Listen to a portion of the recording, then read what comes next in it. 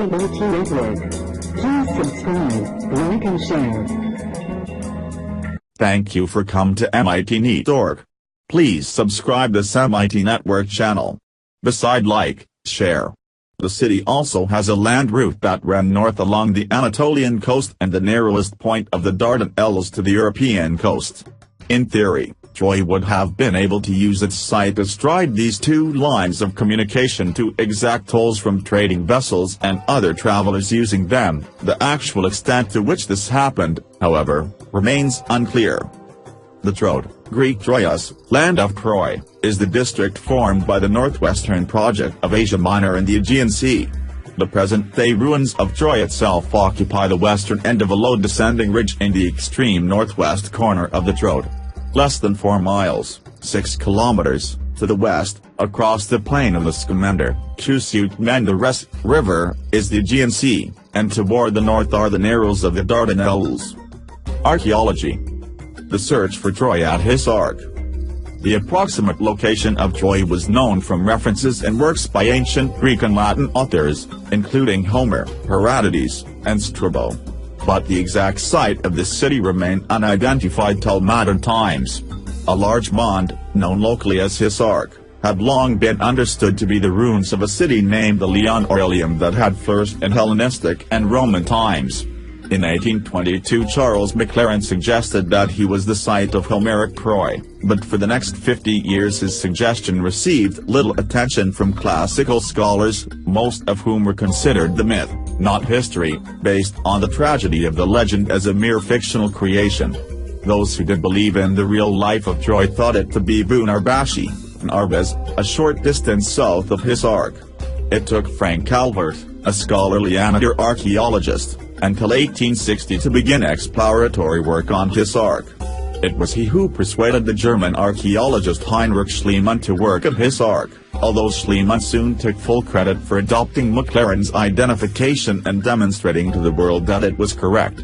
Not until the late 20th century was the full extent of Calvert's role widely known. In 7 major and 2 minor campaigns between 1870 and 1890, Schliemann conducted excavations on a large scale, mainly in the central area of Hisark Mound, where he exposed the remains of a walled citadel. After Schliemann's death in 1890, the excavations were continued, 1893–94, by his colleague Wilhelm Dorpfeld and later, 1932–38, by an expedition from the University of Cincinnati headed by Carl W. Blegen.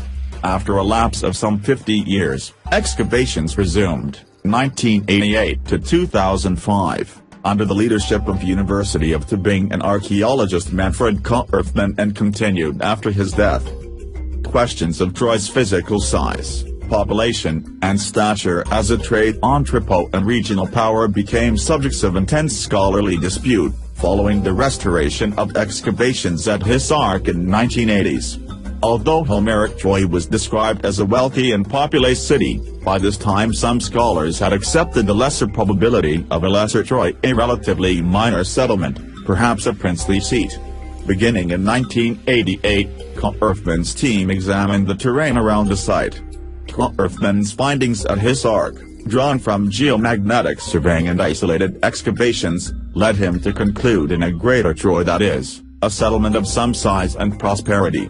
His presentation of this perspective in the 2001 exhibition, accompanied by a controversial model of the reconstruction of the city, sparked especially the intense scholarly debate over the city's true nature. Findings.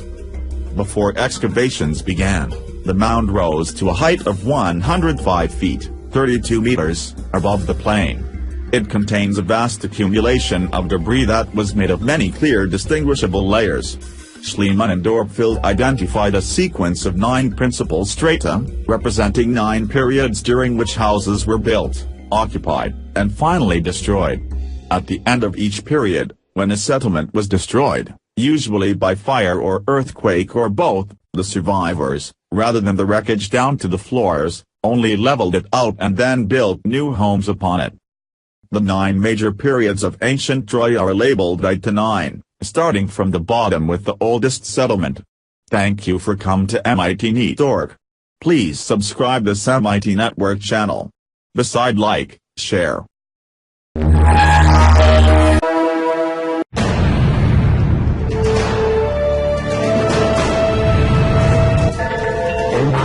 Network. Please subscribe, like, and share.